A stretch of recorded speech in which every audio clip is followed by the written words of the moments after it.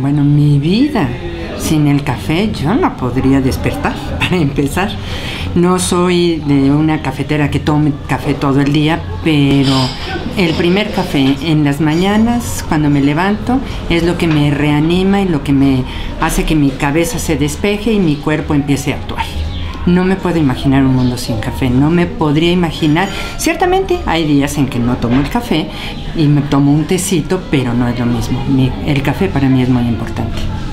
Yo creo que hay muchas personas que su vida depende del café.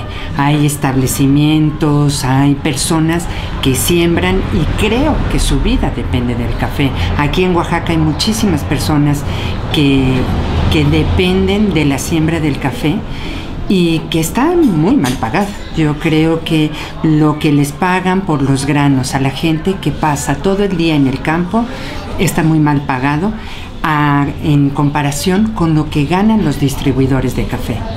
Yo creo es imaginarnos que desapareciera el maíz o imaginarnos que desapareciera el frijol o la calabaza o el café.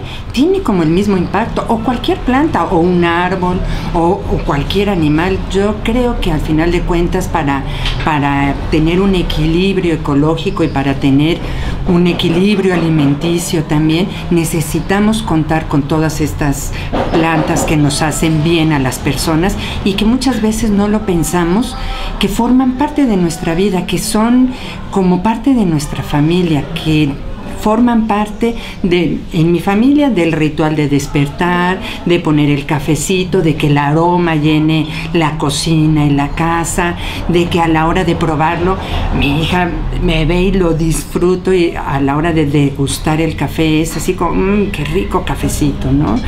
Yo creo que eso es un ritual, es parte de una forma de vida y de una cultura y de un ritual matutino en mi caso, y es un ritual cultural en el caso de muchas comunidades.